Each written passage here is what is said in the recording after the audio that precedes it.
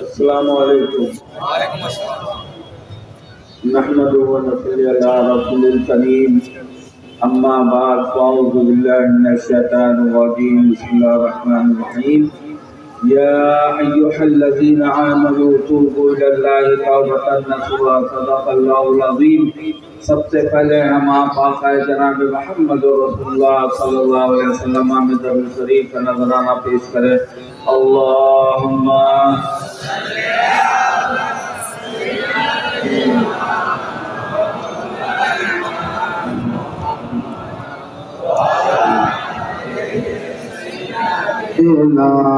مولانا محمد۔ الحمدللہ آج 12 ربیع الاول ہے اور اللہ کا لاکھ لاکھ شکر ادا کرنا چاہیے ہمیں آپ کو کہ اللہ نے ہمیں یہ دن منانے کی توفیق عطا فرمائی اور ہم سب ایک جگہ اکٹھا ہو کے جشن عید میلاد النبی منا رہے ہیں۔ اور یہ محفل اللہ کے رسول کی ہے، جہاں پہ اللہ کے رسول کا ذکر ہوتا ہے بے انتہا اللہ کی رحمتیں، اللہ کی برکتیں وہاں پہ نازل ہوتی ہیں۔ اب ہمیں یہ دیکھنا ہے کہ یہ جو اتنا بڑا دن ہم کو ملا، آج ہمارے نبی آقا دو عالم صلی اللہ علیہ وسلم کا پیدائش کا دن ہے۔ وہ دنیا میں آئے، آپ اپنی حیات میں اپنی امت کو ایک سبق دے کے چلے گئے، دنیا سے پردہ فرما گئے اور اپنی امت کو ایک سبق دیا کہ اے کلمہ پڑھنے والوں، جس نے بھی کلمہ لا الہ الا اللہ محمد رسول اللہ پڑھا ہے، اس کی زندگی ہماری سنت کے مطابق ہونا چاہیے۔ جس امتی نے ہماری سنت کے مطابق اور اللہ کے پیغام کے مطابق اگر زندگی گزار لی تو انشاءاللہ تعالی آخرت میں اس کو جنت فردوس ملے گی۔ اور جس نے ہمارے مطابق زندگی نہیں گزاری، قرآن کے مطابق نہیں زندگی گزاری، سنت کے مطابق زندگی نہیں گزاری، اس کے لیے جو ہے وہ آخرت میں بہت بڑا عذاب رکھا ہوا ہے۔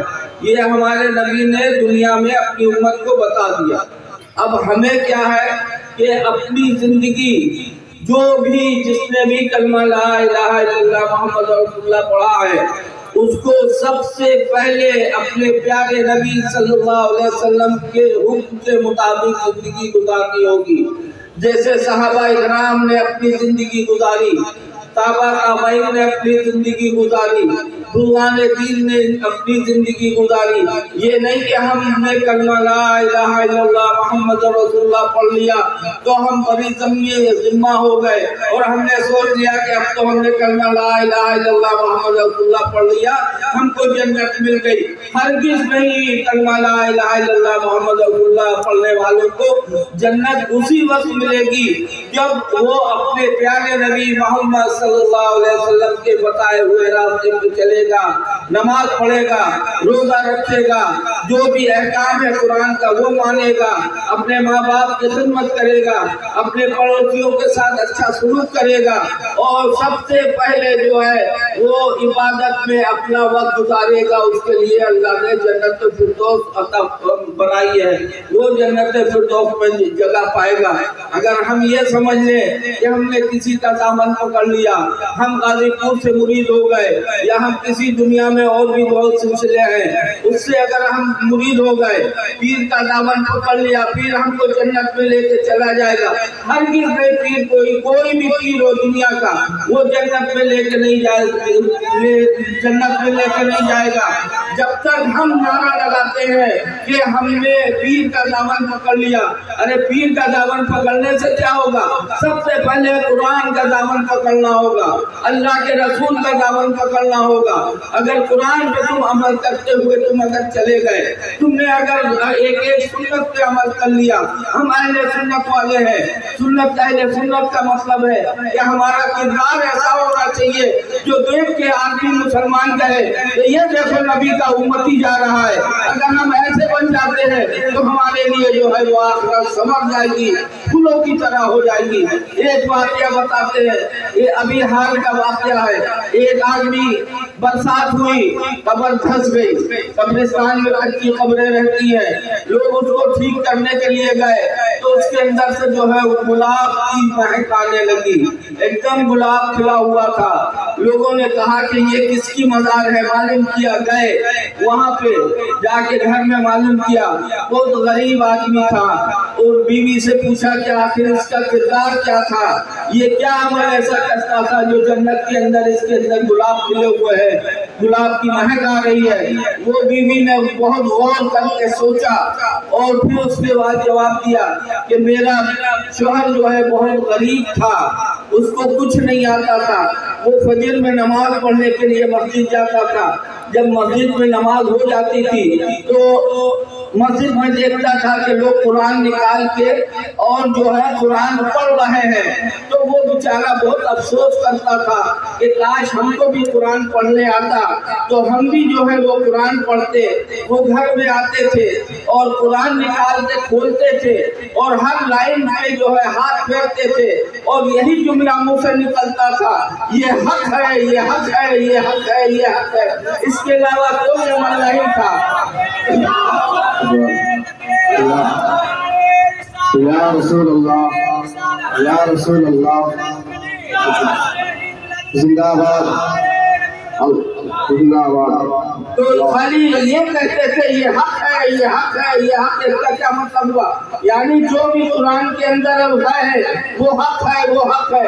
تو جو ایک ان پڑھ، ایک جاہل خالی ہاتھ پھیرنے سے اللہ کے اوپر جو ہے ایمان رکھتا ہے کہ یہ حق ہے، یہ حق ہے، یہ حق ہے، اگر اس کی قبر میں گلاب کھل سکتے ہیں، گلاب کی مہک آ سکتی ہے، تو جو قرآن اگر فجر کے بعد پڑھے یا کبھی بھی پڑھے، جو صحیح میں پڑھے گا، اس کی قبر میں اللہ رب العزت کون سی خوشبو عطا فرمائیں گے، مشک فرمائیں گے یا گلاب کی فرمائیں گے، یہ ہمیں نہیں معلوم، اللہ کو معلوم ہے۔ سبحان اللہ، سبحان اللہ۔ اس سے یہ پتہ چلتا ہے کہ اگر ہم اللہ کے دامن کو مضبوطی سے پکڑ لیں، اللہ کے رسول کے دامن کو مضبوطی سے پکڑ لیں، مضبوطی سے پکڑنا یہی ہے، سب سے پہلے نماز، الصلاۃ معراج المومنین، نماز کو قائم کرو، روزے کے اوپر رمضان کا مہینہ آئے روزے کو پکڑ لو، زکات اگر تم حقدار ہو تو زکات کو پکڑ لو، ماں باپ کی خدمت کر لو۔ آج چھوٹے چھوٹے مسئلے پہ لوگ مفتی اور مولانا کے پاس پہنچ جاتے ہیں کہ مولانا صاحب یہ غلطی ہو گئی، فتویٰ بتا دیجیے۔ مولانا صاحب بیوی کو یہ بول دیا طلاق ہوا کہ نہیں ہوا، ماں باپ کو نہ بھات دیتے ہیں، نہ کھانا دیتے ہیں، نہ ان کو جو ہے دوا علاج کے لیے پیسہ دیتے ہیں۔ وہ آدمی مولانا مفتی کے پاس نہیں پہنچتا کہ اے مولانا صاحب، مفتی صاحب بتا دیجیے، ہم نے باپ کو دوا کی ضرورت تھی، ہم نے دوا لا کے نہیں دی، ہماری ماں کو خدمت کی ضرورت تھی، خدمت نہیں کیا، ہماری ماں کو بھات کی ضرورت تھی، بھات نہیں دیا۔ اس وہ مسئلے کے لیے نہیں پوچھیں گے، مگر یہ ضرور پوچھیں گے کہ مولانا صاحب اگر بیوی سے کچھ جھگڑا ہو گیا یا ہماری جو ہے یہ مسئلہ ہو گیا، اس کے لیے فتویٰ پوچھنے لگتے ہیں۔ جس نے ماں باپ کو راضی کر لیا اس نے اللہ کو راضی کر لیا۔ ہمیں آپ کو سب کو چاہیے کہ آج یہ مبارک دن ہے، ہمارے نبی ارشاد فرماتے ہیں کہ اگر ہم نماز پڑھتے رہتے اور میری ماں پکارتی ہے محمد، تو میں نماز چھوڑ کے، نفل نماز چھوڑ کے ماں کی خدمت میں حاضر ہو جاتا۔ اتنا بڑا ماں کا رتبہ ہے۔ آج ہم آپ جو ہے خالی یہ کہتے ہیں کہ فلانا کا پیر جو ہے، پیر کا دامن پکڑ لیں گے جنت چل جائیں گے، کبھی نہیں ہو سکتا، ہرگز نہیں ہو سکتا۔ آپ کو قرآن کا دامن پکڑنا ہوگا، آپ کو سنت کا دامن پکڑنا ہوگا، نبی کی خدمت کرنی ہوگی۔ اٹھتے بیٹھتے چلتے پھرتے اگر آپ سچے دل سے اللہ اکبر، اللہ اکبر، اللہ کو یاد کرتے رہیں گے تو انشاءاللہ تعالی ہماری آپ کی زندگی میں جو ہے وہ بدلاؤ آئے گا محمد کا نام لینے سے میرا بھی نام ہوتا ہے، محمد کا نام لینے سے میرا بھی نام ہوتا ہے، انہی کے صدقے میں میرا ہر کام ہوتا ہے،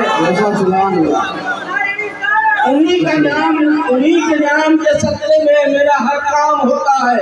میں بیمار محمد ہوں، مجھے دوا کی کیا ضرورت ہے، میں بیمار محمد ہوں، مجھے دوا کی کیا ضرورت ہے، درود پاک پڑھنے سے میرا ہر کام ہوتا ہے۔ سبحان اللہ، نعرہ تکبیر، نعرہ تکبیر، نعرہ رسالہ، نعرہ رسالہ، جشن عید میلاد النبی، جشن عید میلاد النبی، نعرہ تکبیر، نعرہ رسالہ۔ محمد مصطفیٰ سے حضرت یوسف کو کیا نسبت، محمد مصطفیٰ کو حضرت یوسف سے کیا نسبت، وہ مطلوب زلیخا سے یہ محبوب خدا ٹھہرے۔ تمہارے جمال یوسف پر، تمہارے جمال یوسف پر وقت عاشق زلیخا تھی، تمہارے روح روشن پہ فضا ساری خدائی ہے۔ اللہ ہمیں آپ کو کہنے سننے سے زیادہ عمل کرنے کی توفیق عطا فرمائے، اور جتنے لوگ آج یہاں پہ اکٹھا ہے آج وعدہ کرے اس مبارک دن کے اوپر کہ ہم انشاءاللہ تعالی اللہ کی رسی کو مضبوطی سے پکڑیں گے، اللہ کے حکم کو مضبوطی سے پکڑیں گے، اور ایک ایک سنت پہ عمل کر کے اپنی زندگی گزاریں گے انشاءاللہ تعالی۔ ہمیں آپ کو اللہ کہنے سننے سے زیادہ عمل کرنے کی توفیق عطا فرمائے۔ وآخر دعوانا الحمدللہ رب العالمین۔ جتنے لوگ حاضر ہیں سب لوگ انشاءاللہ تعالی نماز کی پابندی کریں، اللہ تعالی گھر سے بلا مصیبت سب ختم کر دے گا انشاءاللہ۔ وآخر دعوانا الحمدللہ رب العالمین۔